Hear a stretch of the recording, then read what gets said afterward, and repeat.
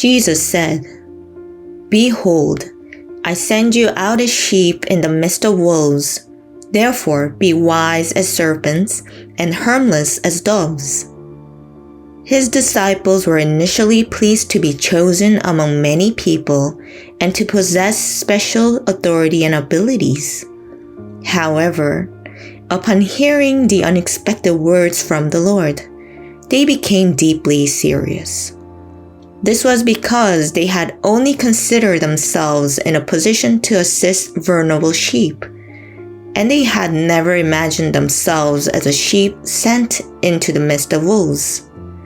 Nevertheless, the Lord informed them that they would be hated by everyone because of his name, and they might even face death as a result.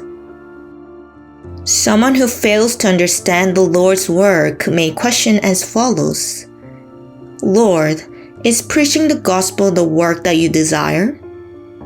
Then shouldn't you protect those who carry out your work and serve with special care? Why do we endure such hardships?" There is a crucial aspect of this matter that we must clearly understand. The world belongs to the devil, and the aim of preaching the gospel is to save souls trapped by the devil. However, the devil will not simply stand by and watch without any action. The devil will actively obstruct the work of the Lord by all means, and particularly persecute his laborers through people.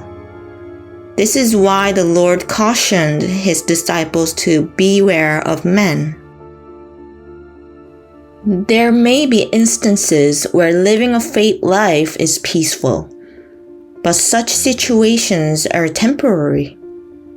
The devil, who aims to spoil the work of the Lord, continues to operate even during seemingly peaceful moments. Moreover, whenever they have opportunities, he openly reveals his true nature. The devil's persecutions of Christians extend to all areas.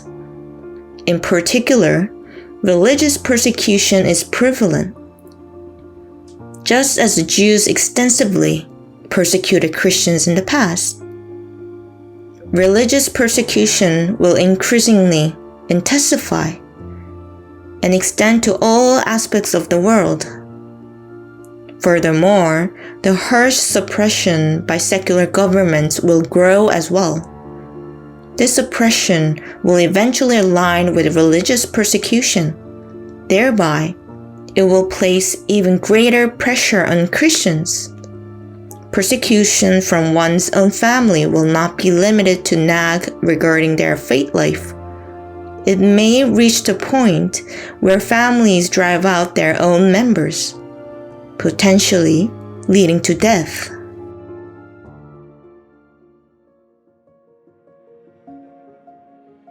However, the Lord said that those who endure such persecutions until the end will receive salvation. To achieve this, we must be as wise as snakes and as innocent as doves. If we are only shrewd but lack honesty, it becomes easy to distort the legitimacy of the gospel. In contrast, if you are only innocent but lack adequate judgment and the ability to respond appropriately, it becomes difficult to fulfill the work of the Lord. Just as the Lord said, "When they persecute you in the city, flee to another." We do not need to intentionally rush into persecution and trouble. However, when faced with persecution, we should not be afraid but face it boldly, recognizing it as an opportunity to become pure and ensure our salvation. However, it is difficult to endure persecution with an attitude of trying to avoid even minor difficulties in the church. Moreover, having an attitude of seeking to fulfill our own greed within the church can lead to acts of persecution toward the church. The church serves as the way God endures his wrath. which will be poured out upon the world. As much as he restrains himself, the quantity and intensity of his wrath to be poured out on the last day of this world will increase even more.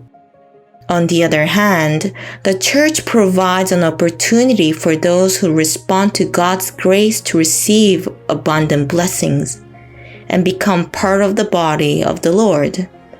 This opportunity has been granted to us by the Lord through his own suffering, and our forefathers of faith have secured it for us through their endurance of persecution. Therefore, let us passionately fulfill the ministry of preaching the gospel by cherishing and making the most of this opportunity.